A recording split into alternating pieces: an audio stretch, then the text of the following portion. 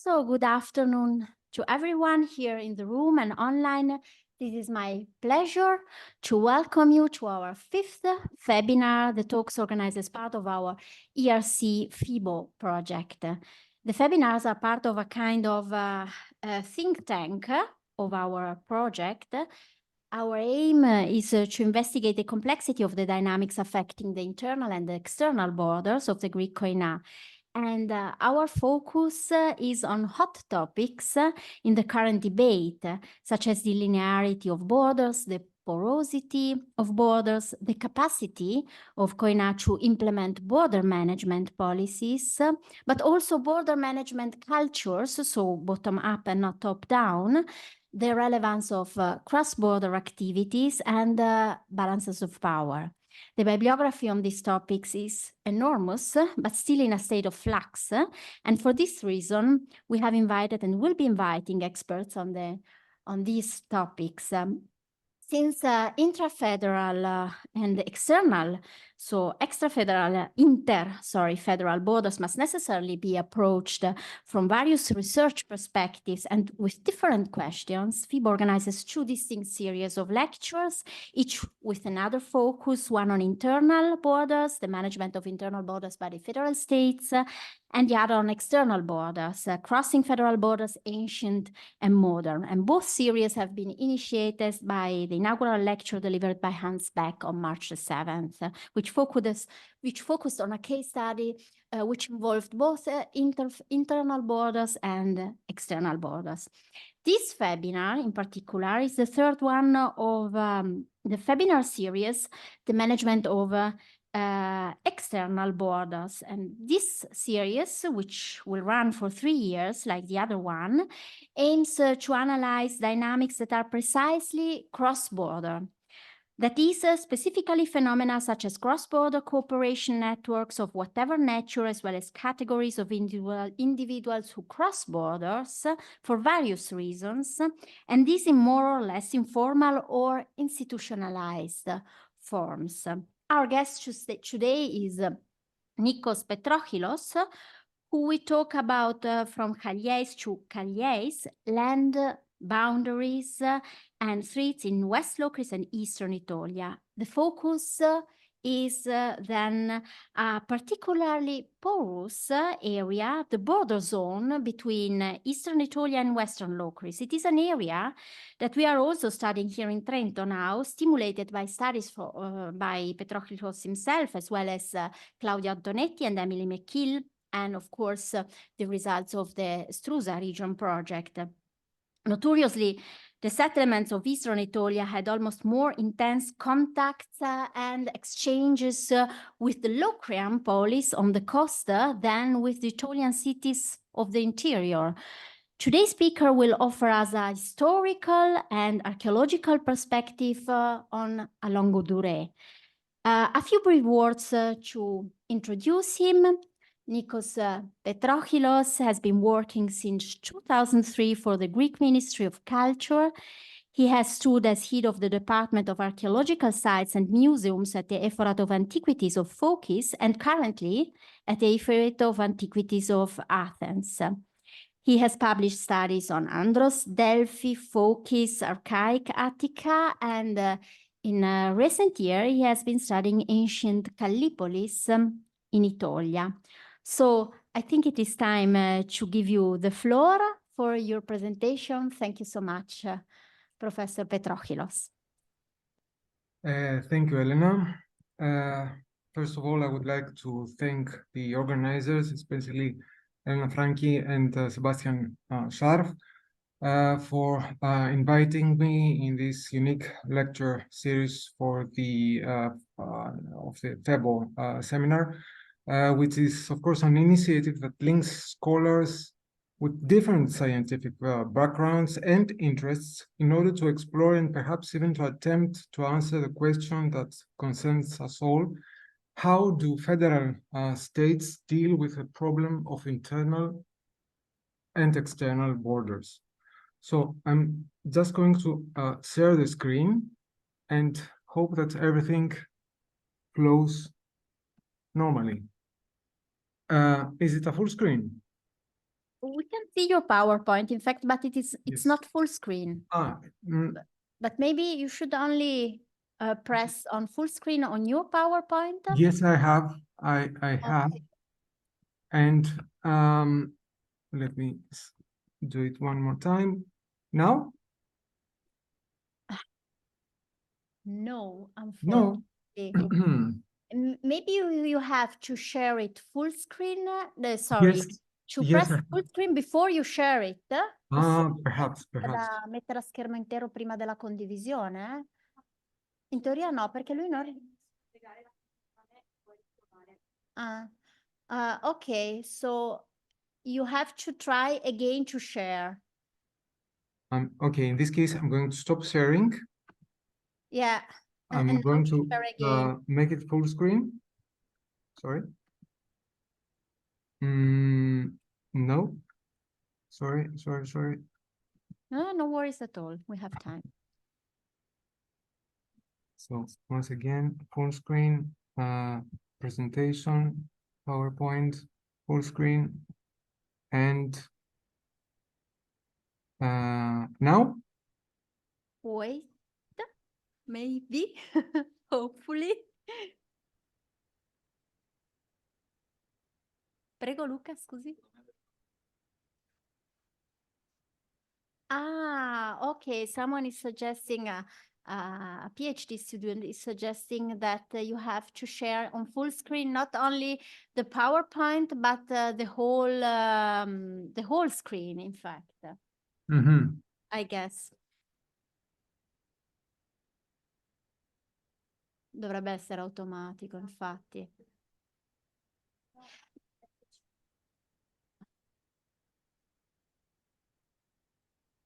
Try with F5, maybe?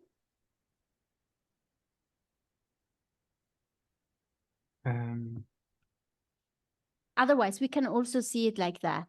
We can Okay. also use it like that. Yeah, Okay. okay. Okay. I'm sorry. No problem. So the area along the northern side of the Corinthian Gulf, between Phokis and central Anatolia, is predominantly mountainous with narrow routes leading to restricted lowlands. In the southern part of this area, population groups, which were later identified as Hesperian Locrians, may have been established as early as the late Bronze Age, while in the north, in the hinterland, groups later identified as Kallieis formed part of the Aetolian community. We aim to explore the conditions under which ethnic identities were created, their connection with the environment, the means for the peaceful resolution of disputes, and the fortified defense of their borders. The presentation is divided into two main sections. The first describes the topography of Locris and the eastern part of Aetolia, the historical context, especially about the two federal states of the region, the Kinon, that is the leagues of Hesperi or Ozoli Lokri, and the League of the Aetolians, is outlined in general terms. In the second section, the provisions for settling border disputes in these areas are examined, as well as the policies developed by the Aetolian state to secure its borders from the Roman threat in the early 2nd century BC. The area has yet to attract the interest of modern scholarship. The most significant contribution to the topography and epigraphy of Locris is attributed to the work of Lucien Lerat, who in 1952 published the result of his many years of research in 2 volumes.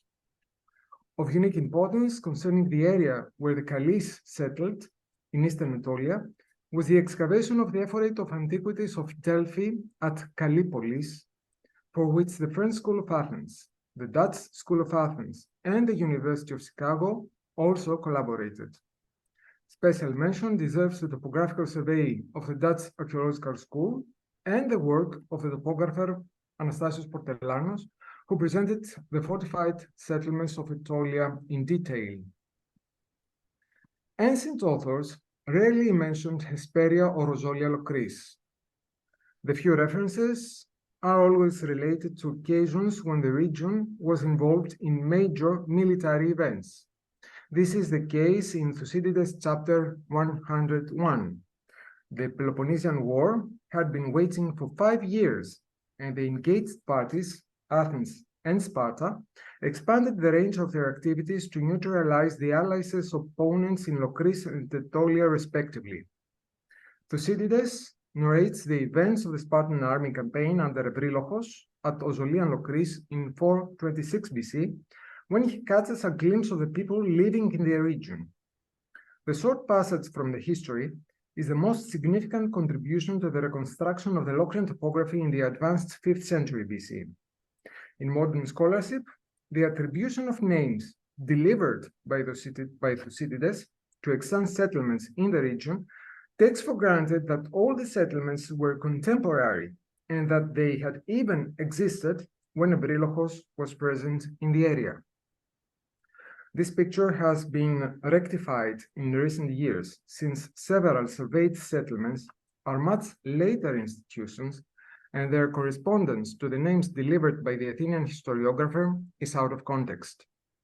According to Thucydides, Evrylochos assembled his army at Delphi, from where he charted his course against Naupactus, the Athenians' significant nautical and military base in the western part of the Corinthian Gulf.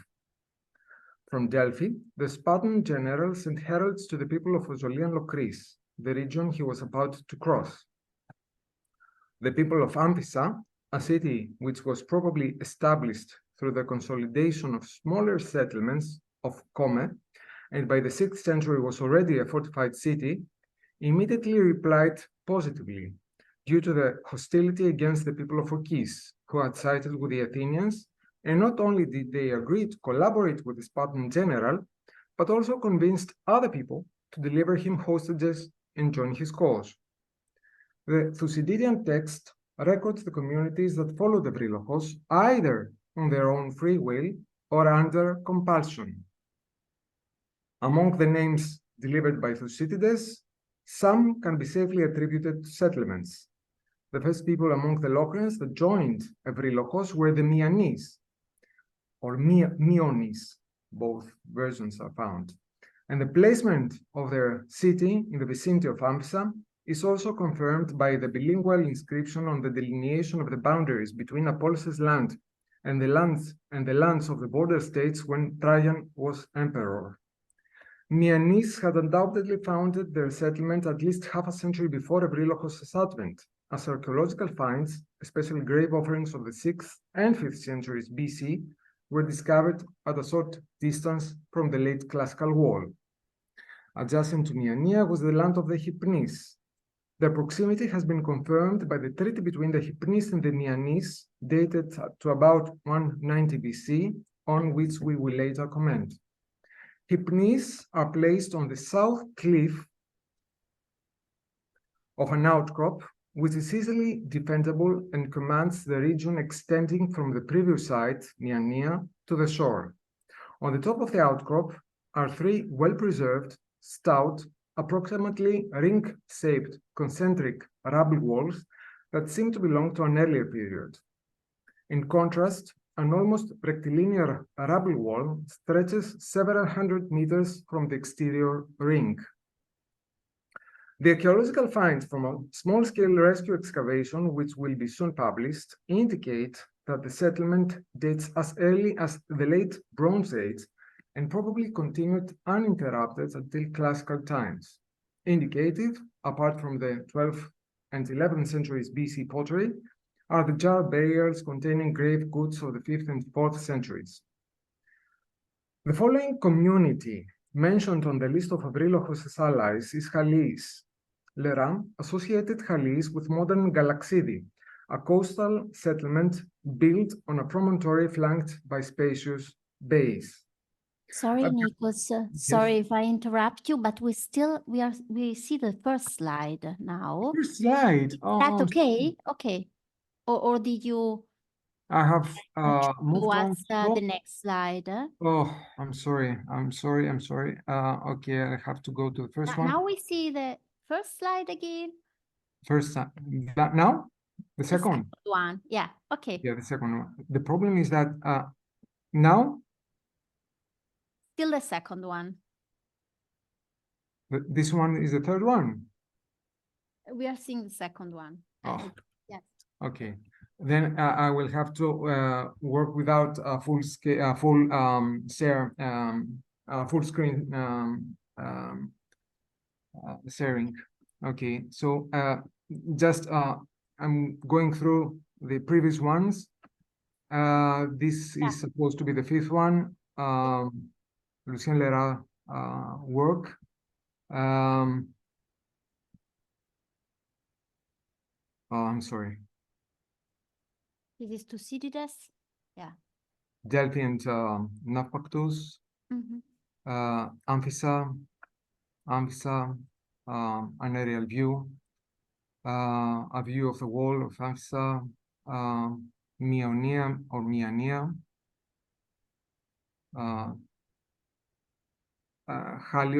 Hypnia, Hypnis, some grave offerings, and now we are here at Galaxidi.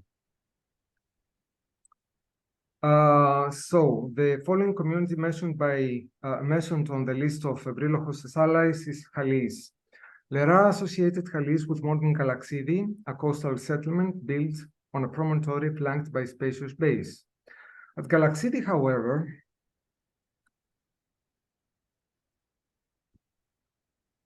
years of rescue excavations have yielded a walled settlement dating to the end of the 4th century BC. Nevertheless, Kallieis have been inscriptionally ascertained since the early 5th century BC, well before the events of the Peloponnesian War. The place where Kallieis would have been settled in the 5th century BC is located on the slopes at some distance from the coast of the Galaxidi Gulf. There have been few small-scale and not well-documented archaeological investigations in the area, and there has also been a high level of activity by looters. Among the illicitly traded antiquities are 2 decrees on bronze tablets found in 1848 at the site of Agios Vlasios, which we will look at in more detail later. They are both dated to the early and mid-5th century BC and present a picture of a vibrant community living in the area. The community must have been established in the same place where a rubble fortification encloses an area of approximately 13,000 square meters. The cemetery of the settlement has been discovered at a short distance. A cluster of 6 graves, each containing one body in a contracted position, all dating to the 8th century BC, was excavated in 1940. In 2022, 6 graves and secondary cremations were further brought to light. Several dozen grave offerings are ascribed to the same cemetery, now displayed in the local museum. In recent years, 2 more settlements have been found in the coastal area of Lokris, at Psaromita and at Elefokarto. In the first area, at Psaromita, the settlement consists of scattered rectangular houses comprising more than 1 room and being equipped with reservoirs and wells. The movable finds included pottery, mainly imports from Corinth, and tools for processing agricultural production, such as grinding stones, all dating from the 7th to the 4th century BC. The settlement does not appear to have been fortified. Hence, it would have been highly vulnerable to any threat. Elefokarto is a site that lies approximately 4 kilometers from Chalion and 6 from Hypnia on top of an inland outcrop. The site commands an extended, fertile plain where nowadays an olive grove grows and a broad coast. The most prominent archaeological feature of the site is a massive wall blocking access to the southern extremity of the outcrop. The Lesbian polygonal masonry leaves no doubt that it was constructed during the Archaic period and probably functioned as the ultimum refugium for the population in case of danger. Indeed, The plain extending from the foot of the outcrop towards the sea teems with artifacts, especially pottery and broken tiles, dated to the classical and Hellenistic periods, as well as with limestone blocks built in modern fences and retaining walls. The discovery of the two sites at Psaromita and Elafokarto and the study of Halion and Hypnis required the review of the Locrian topography.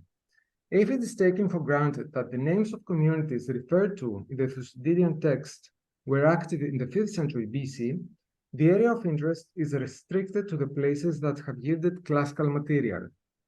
To this period are dated finds at Panormos, at Eratini, where burials of the 5th and 4th to 2nd century BC have been brought to light, and at Tolophon, where Lera collected dispersed classical pottery. In the histories, after the Hypnis, the Messapii are mentioned.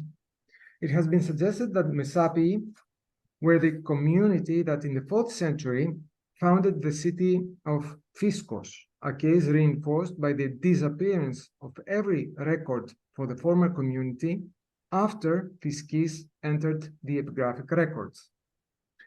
Ianthia has also been identified by a brief reference by Pausanias with modern Glypha, where black glazed pottery has been found. Following this rationale, the Thucydidean names appear to have been placed in a row across the coastline on sites that have yielded archaic and/or early classical material. In this approach, treaties should be placed at Elafokarto, Chalieis at the slopes facing the promontory of modern Galaxidi, Tolophoni at Vidavi, and Isis at modern Panormos. There are two more communities in the text of Thucydides, Olpei and Iis, and two sites with archaeological remains of the 5th BC, Eratini and Psaromita. Nevertheless, any suggestion about the correspondence between these place names and the communities is a matter of sheer speculation. In Eastern Anatolia, in the area where the river Mornos, the ancient Daphnos, flows through, a branch of the Aetolian tribe of the Ophionis, the Kallieis, was settled, probably as early as the 2nd millennium BC. Where the Mornos River joins the Kokkinos River, on the eastern side of the Velouchovo Hill, a settlement developed which evolved into Kallipolis. In the wider area, at least until the Peloponnesian War, Kallieis, like all Aetolians, lived in scattered communities. Thanks to the surface surveys carried out by the Dutch school, a small number of settlements have been discovered, which seem to have shared certain geographical features. Their establishment in a location that would provide the inhabitants with security, the fortification of the site, and the access to a fertile plain. In the place where Kallipolis was later founded, no residential remains of the period prior to the 5th century BC were found. At about 150 meters southwest of the later wall, there was a sanctuary, which would have been a cult center, a reference point for the Kallieis. 5 successive architectural phases have been distinguished, the earliest dating to the Bronze Age. In the geometric period, that is in the 8th century BC, an elongated, rectangular, 2-part building was constructed. An open-air altar containing material from the 6th century BC is attributed to the archaic and classical phases. A silver obol issued by the Eastern Locrians indicates that the cult continued at this site until the 2nd quarter of the 4th century BC.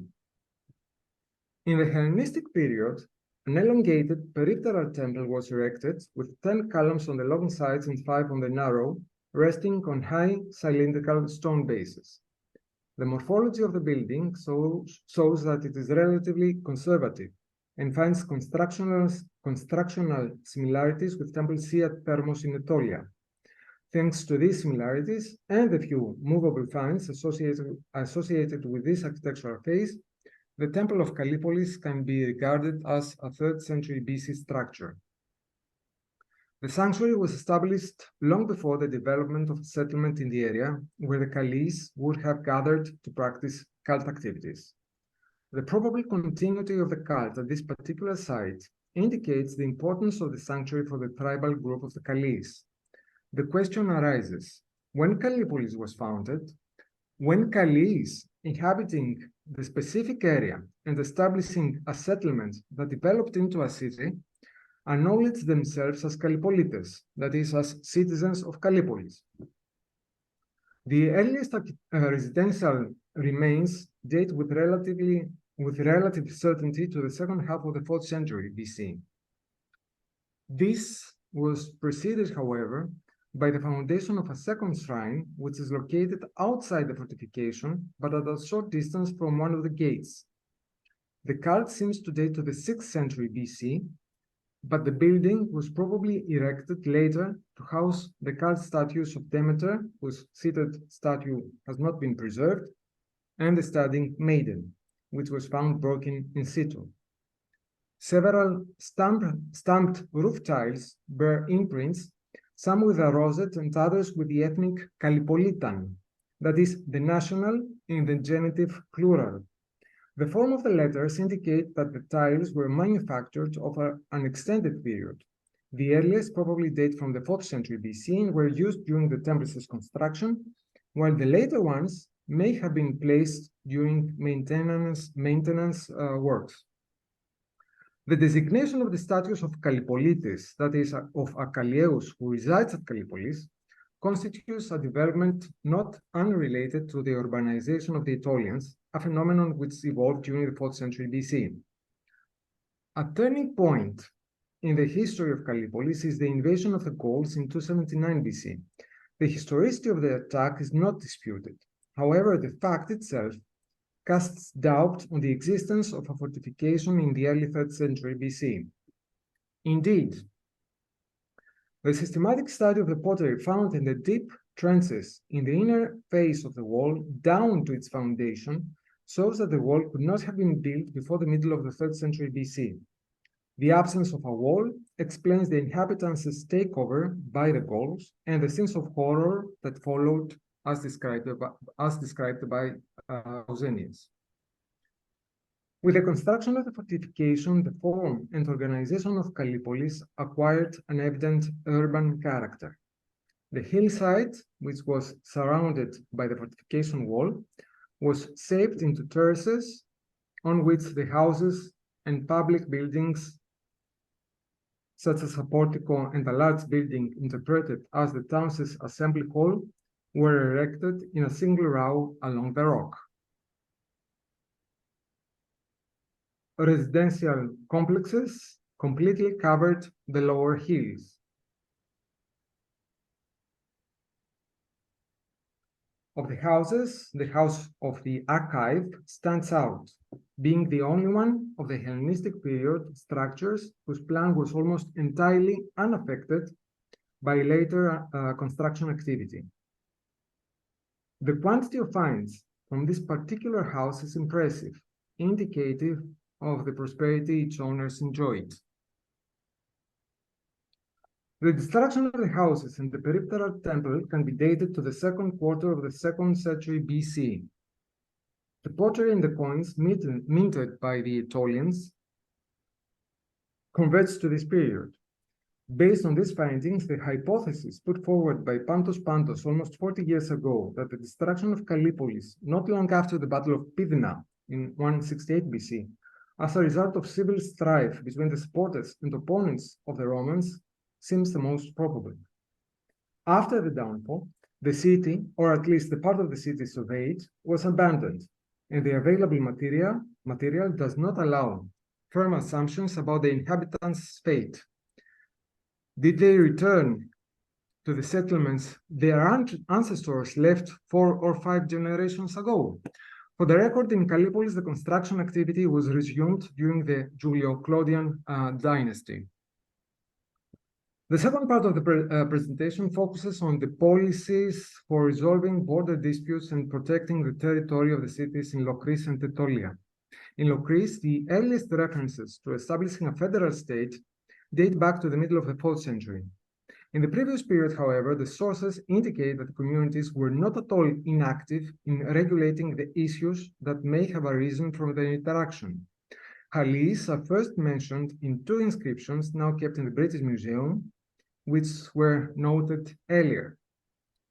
The earliest inscription, dated to the first quarter of the 5th century BC, records the clauses for the colonization of people from Hypoconidian Locris in Naupactus, with the participation of Chalieis under the leadership of a certain Antiphatas. The second description is a treaty that regulates the presence of metics in Ianthia and Chalion, originating from the other contracting party, the right to silan, namely to seize or detain in retaliation for wrongdoing, and the institution of a penalty in case of illegal pillaging. In the treaty, several names of officials are mentioned: proxeni, damiurgi, xenodike, epomote, jurors, that is the interpretation, that are to be appointed according to merit when the votes of the xenodike are tied, and the orkomote, another kind of judges for trial by the treaty.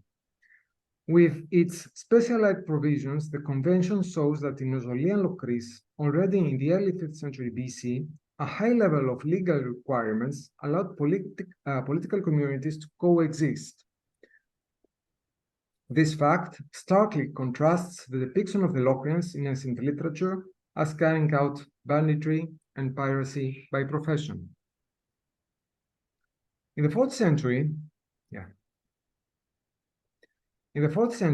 Hesperian Locri were increasingly being depicted as a collective entity, in most cases together with the Opuntian Locri, with whom they maintain kinship ties, as confirmed by the inscription on the colonization of Naupactus that we earlier saw.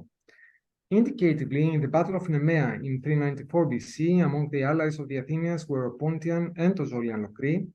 In the Battle of Coronia, also in 394 BC, soldiers of the two Locri are mentioned as fighting alongside the Boeotians, while among the members of the Peloponnesian alliance in 378-377, Diodorus also mentions the Locri.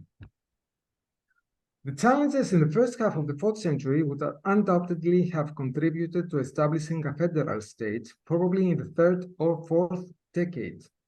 The relevant testimonies, albeit scarce, are nevertheless sufficient to provide evidence. The seat of the League would have been at Fiscos in modern Malandrinon, where a fragmentary decree dating to the period 357 BC was found in 1947.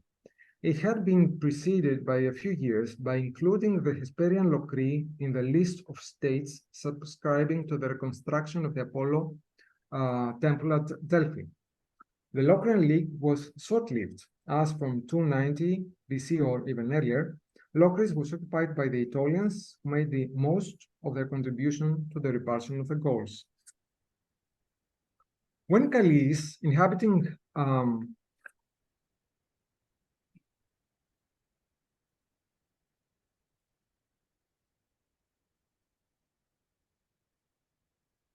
in this period, prior to the Aetolian conquest, dates probably the agreement between the representatives of the cities of Chalion and Tritea, with the presence of Delphic witnesses.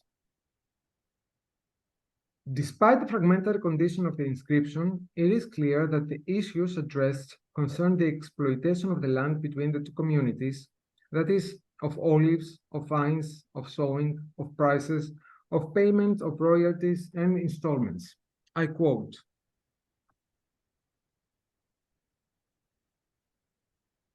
that the citizen of Chalion shall pay per plethora of olive trees, and that the Chalieus, resident in Tritea, pays the tax to the city itself. If he does not pay the taxes, bring his harvest from Tritea. It is not permitted to give a foreigner the land that the Chalieis plow, unless he sows it in the company of the lessor. One may rent land planted with trees, but in the case of vines, the cutting of the sods must belong to the owner of the land. End of quote. The agreement regulated the terms on which citizens of one part could lease the territory of the other. Its date is uncertain. However, the prosopography suggests a date in the end of, at the end of the 4th century BC, or at the latest, in the early 3rd century BC, and therefore before the Aetolians occupied the area. While the agreement between Halion and Tritea was concluded by the two parties concerned without the intervention of the federal state, the Aetolians' predominance brought about a significant change in addressing such issues. The method of intervention by the Aetolians is illustrated in a case outside Locris, when in 270s or 260s, disputes arose between Metropolis and Tiniades, a Cananaean cities occupied by the Aetolians. Land judges from Tyreus, which at this time was also a member of the Aetolian League, settled the dispute. The decision was carved on the same stone on which the alliance of Aetolians and the Cananaeans was inscribed, indicating that the initiatives of the League contributed to the settlement of the border dispute. But even later, in 214-213 BC, a committee of arbitrators elected by the Aetolians, possibly by the Council of the League, decided on the border disputes of the city of Melitea in Thessaly with Xenia. In the Telos Locricon, that is the district of Locris, in the period between the repulse of the Gauls and the Battle of Thermopylae in 191 BC, no record of a border dispute or provision for its prevention is recorded. On the contrary, the withdrawal of the Aetolians from Locris has led the local communities to regulate their interstate relations independently. The smaller cities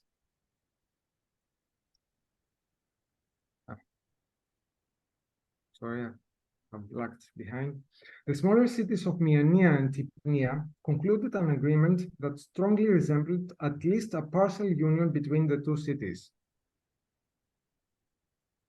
From the fragmentary lines, it is understood that the terms of cohabitation were regulated and that their main concerns were the mutual participation in sacrifices that were henceforth celebrated jointly, the appointment of judges to a court, the exercise of grazing rights, the composition of any embassies abroad, the rotation in the choice of the archons, and the selection of soldiers mobilized for a campaign. Concerning the guarding of the territory, everyone will remain at home. Only the lookout posts and the outer borders will be defended jointly. To avoid tensions on pasture rights, they guarantee that no one could stay long enough to claim it on the border zone. So in column 3, the inscription refers to shepherds who have pastured the sheep in the area and take their flocks there before the expected shearing date and are asked to leave immediately after the operation. The others, that is those who have not previously used the land as pasture, while washing the sheep and putting them to pasture, are authorized to remain and fold the sheep for 10 days. The date of the inscription is in early 2nd century BC is provided by the name of one of the notables responsible for settling the disputes, Cratinus of Tritea, who is also mentioned in several inscriptions from Delphi between 203 and 190 BC. The diplomatic and military provisions, especially the determination of proportion of each party's participation in joint embassies, the defining the number of men to contribute to the combined army, the distribution of the garrison for the protection of the country, and the distribution of the armistice supplies, all these indicate that the agreement would not have been reached when the two communities were part of the Aetolian League, but after the Aetolians had withdrawn, and therefore after 189 BC. A few years before the treaty between Tritea and Halion was concluded, around 190 BC, the Aetolians were called upon to face a particular threat at the eastern part of their territory in the region of Kallipolis. As is well known, the League was the first Greek ally of the Roman Republic, as it supported the Romans during the First Macedonian War and helped to defeat Philip V at the Battle of Kinokephale in 197 BC during the Second Macedonian War. However, an increasingly powerful anti-Roman faction gradually developed within the League, which was resentful of Rome's heavy involvement in the Greek citizens' affairs. Thus, in the next confrontation of the Roman Republic in the east against the Seleucid king Antiochus III, The Aetolians sided with their opponent. Waging the war was entrusted to Manius Achilleus Glabriou, elected consul for 191 BC. After landing in Thessaly, Glabriou defeated Antiochus at Thermopylae, and he then moved against the city-states of the Aetolian League, which had resisted Roman hegemony. The Aetolians opted for defending the mountain passages over Corax, leading to Kallipolis. According to Livy, the Aetolians seized the mountain to cut off the Romans' way. There could be no better stronghold for safeguarding the passes over the Corax mountain than that on two hilly outcrops to the north, at Strome and at Castriotissa, where two similar fortifications or camps were established. A small-scale archaeological survey was carried out at Strome, in which no evidence was found for the use of the site before the 2nd century BC. However,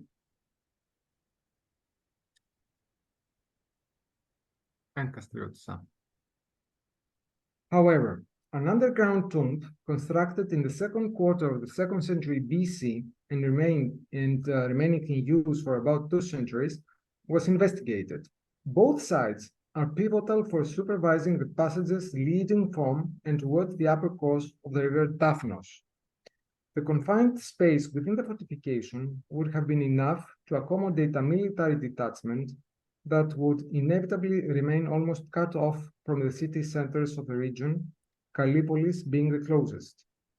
The obstacle that Aetolians erected should have been compelling, since Manius, who occupied Lamia, did not venture to cross Corax, since this attempt would require to cross close to the Tsukahili. He thus preferred to direct his army over Mountain Ite, to lay siege against Aphissa. Therefore, it would not be arbitrary to ascribe the establishment on the Tsukar Hill at that time, that is, in the spring of 190 BC. In my presentation,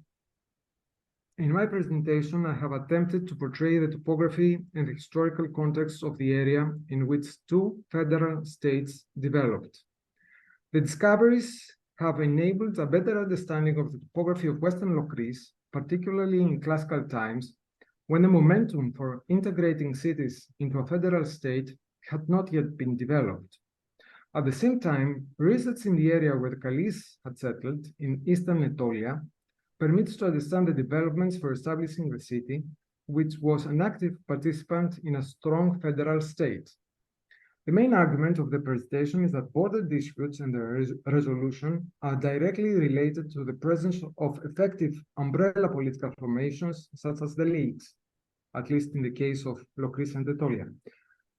The most important contribution from the overall picture is the existence of different mechanisms for resolving border disputes and protecting territory in Western Locris and Eastern Anatolia. In Locris, the lack of a well-established federal state before and after the Aetolian rule forced the communities and the cities to address their disputes through interstate agreements.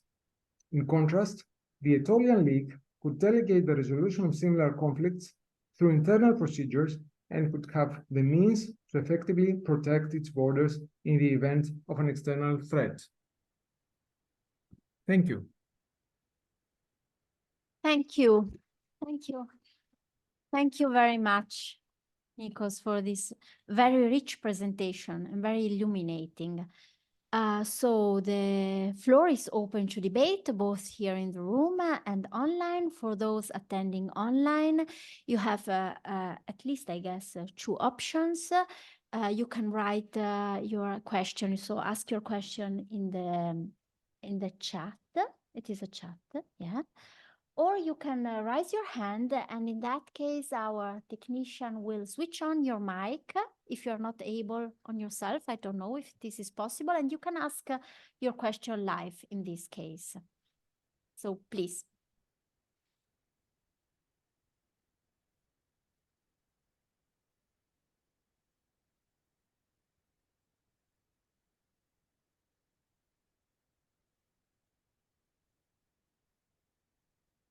So As it happens very often, no one wants to break the ice, so I will do it.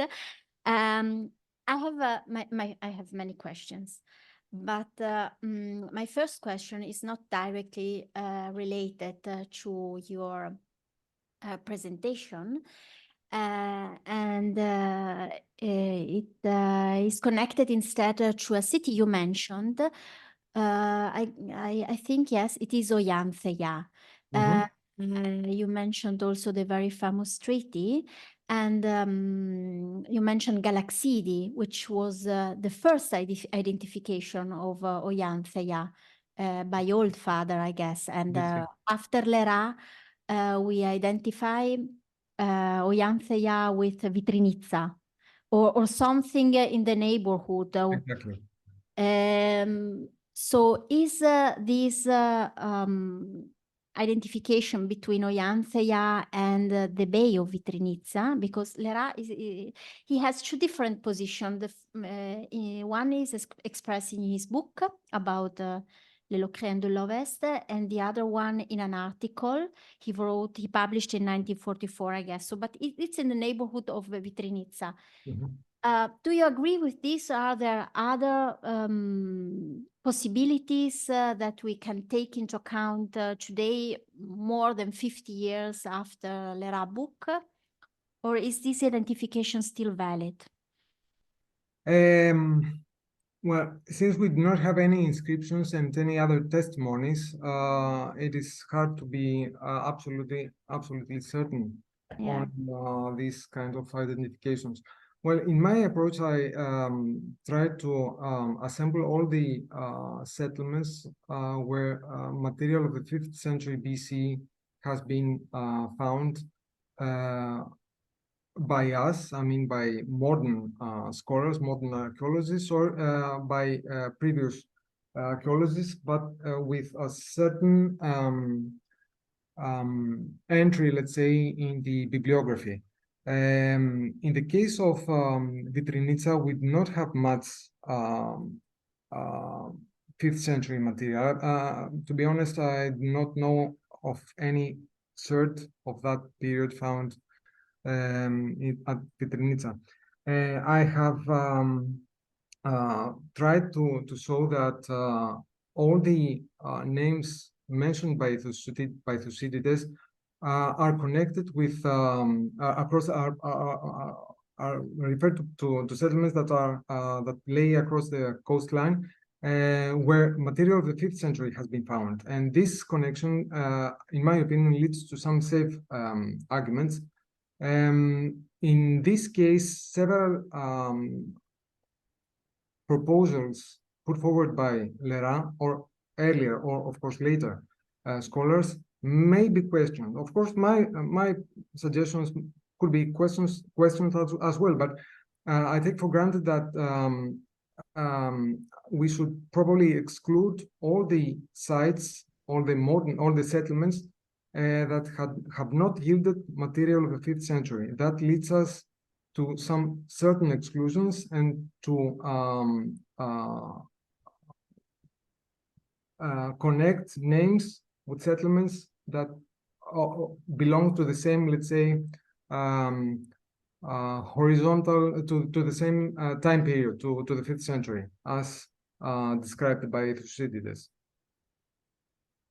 But I think it is sure that Oiantheia has a harbor, according to the literary evidence. Yes. I agree with this. It has a harbor, and this harbor probably played an important role in exchange with the interior and also with Aetolian cities, as for example, Kallipolis.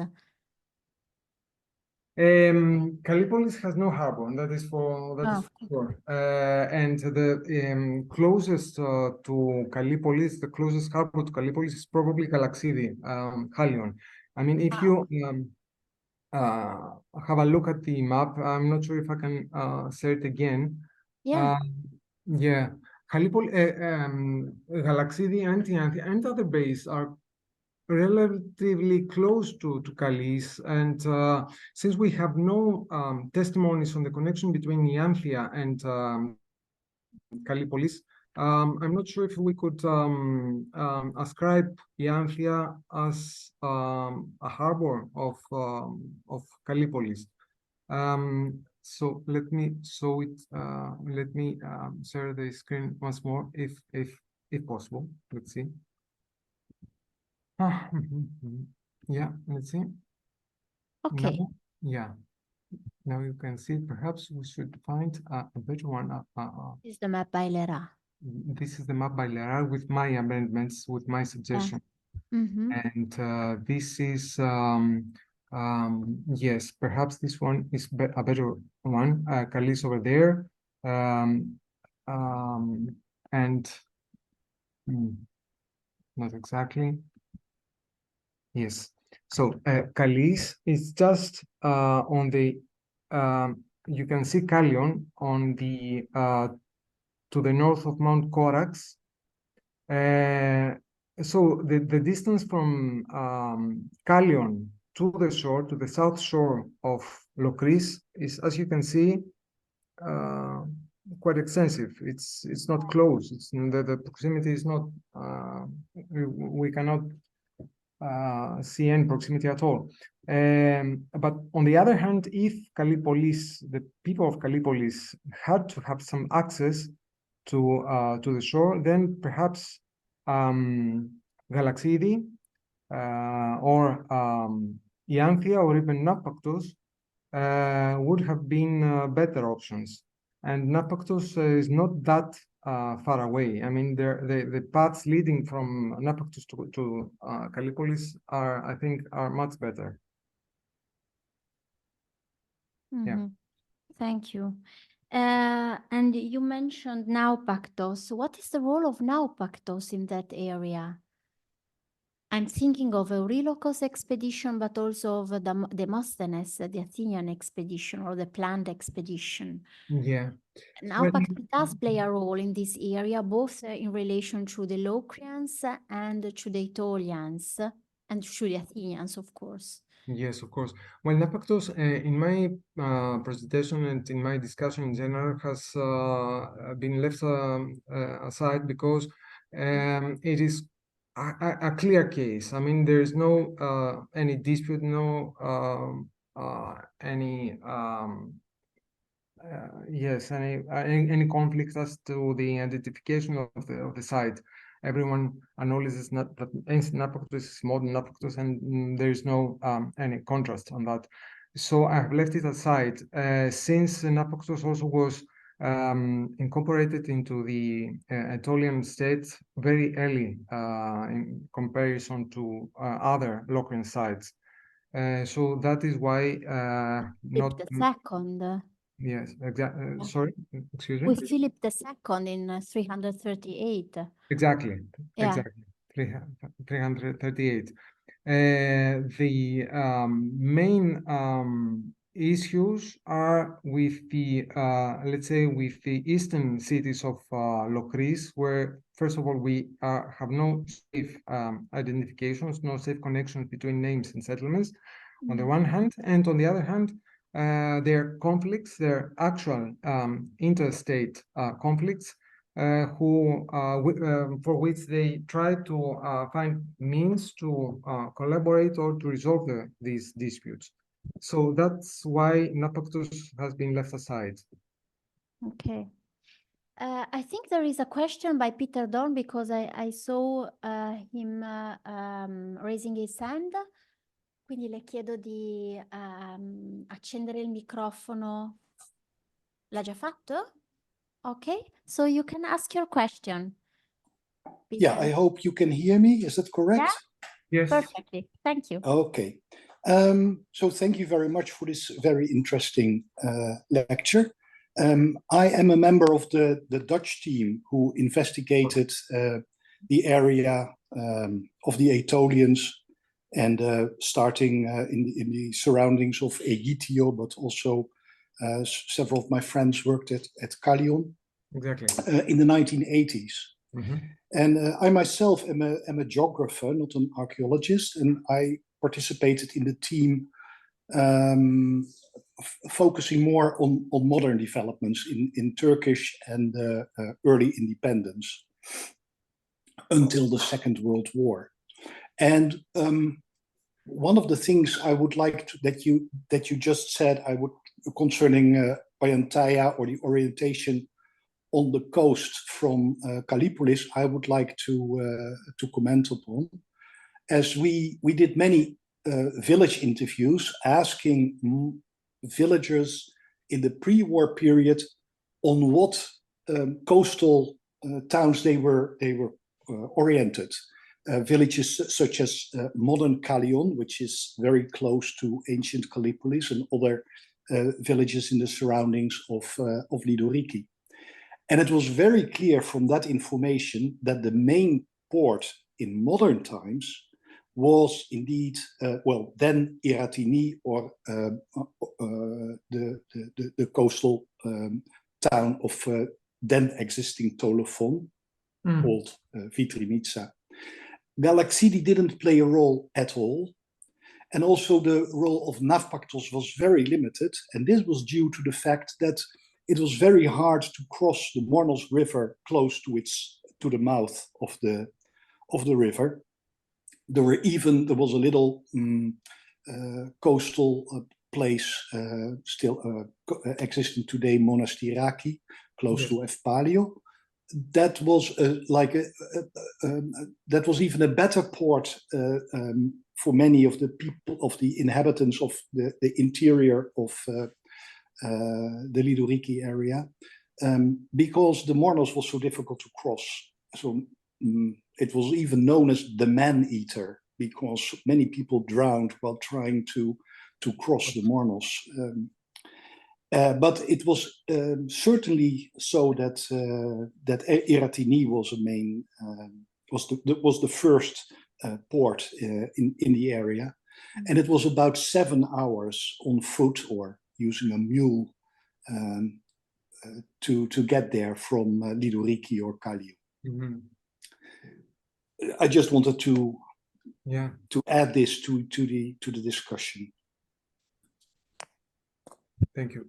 Of course, this says nothing about the identification of the ancient places, but perhaps it is still a useful piece of information on how trade flows or dependence between the interior and the coastal area, how that functioned.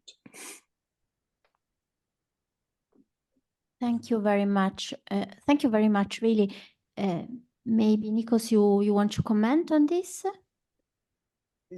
Of course, this is a unique piece of information, because trade routes, commerce routes, have not been entirely, have not changed that much from antiquity till the let's say early 20th century. The patterns of commerce and chains of goods have changed after the establishment of roads and the opening of new roads leading from west to east, and that these are the main roads nowadays in Phokis and Lokris.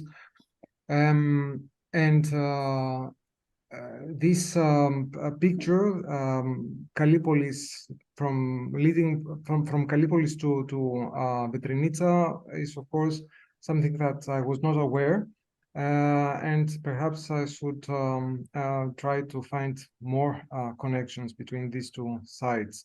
Even though Vitrinica has not given that much material contemporary to Kallipolis. I mean, the heyday of Kallipolis was of course, the 3rd and early 2nd century. At Vitrinica, we do not have that many finds of this period. Yeah, but we will have a better look.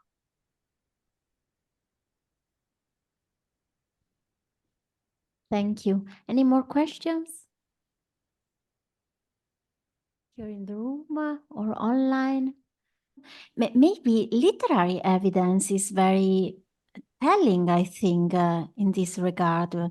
I'm thinking of the Thucydides passages which were quoted about the two expeditions, and you really have the feeling that this area plays an important role during the Peloponnesian War in the relations between Athens and Sparta and their respective allies, especially in the relation Spartans, Aetolians, and Locrians. And then there is a passage discussed by Emily McKill in her book of 2013, a passage by Polybius.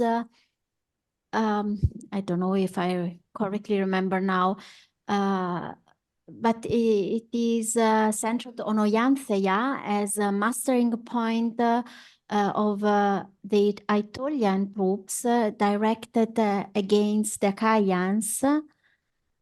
So this passage, I think Emily McKill is right in stressing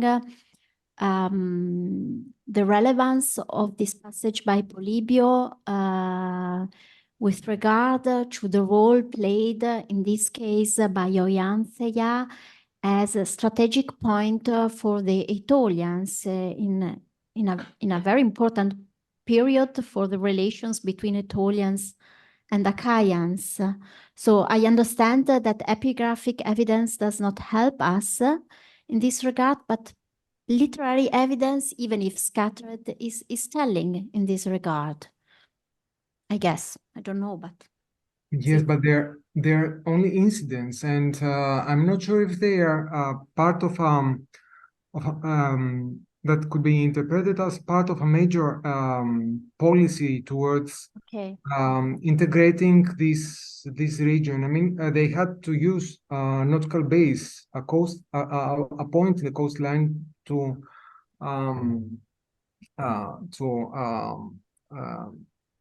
attack or to make any other martial efforts, but they are only incidents, not major, as I said, not major policies are to be discerned. At least this is what I understand. Mm-hmm. Yeah, the very concept of policy implies, in fact, a top-down approach. Mm-hmm. And it is difficult for this area to find evidence for a top-down approach, but maybe we can work on a bottom-up, on the relevance of relations between, also previous relations between the Locrians and the Aetolians, also in facilitating the slow penetration by the Aetolians in this Locrian area. Maybe previous relation played a role in this. So the so-called annexation, but I think annexation is not the right word, and even not occupation is the right word, but the slow penetration. Lettere describes the conquest of single cities, and not every city, not the whole. Not Locris as a whole. So maybe in this case, previous relation also of an economic relation, previous relation played a role in facilitating this penetration. What's your opinion about? I could not disagree at all. That is the case. It was a gradual penetration, and probably, yes, of course, the economic, the financial, and of course the commerce would have played a pivotal role in this direction. And that's probably why we do not see any conflicts between Aetolians and Locrians. It was a rather gradual penetration. Mm-hmm. That could probably also last several decades before it was actually done, before it was actually fulfilled. Thank you. Any more questions or comments? Curiosities? So in that case, I express my gratitude to our today's speaker, Nikos Petrochilos, also on behalf of my FIBO team, Claudio Biagetti, Sebastian Scharf, Roy van Wyk now, and our new PhD student, Rebecca Massinelli, working on the Peloponnese and on the Achaean League. And yes, our next FIBO appointment will take place on December the 7th. It is a Febinar which will be given by Corinne Bonnet and Sylvain Le Breton together on, the title is Gods to Federate, Gods to Separate, Territorial Dynamics and Greek Divine Onomastics. Thank you very much also to those attending the Febinar and asking their questions. And thank you, Nikos, of course. Bye. Thank you. My pleasure. Thank you.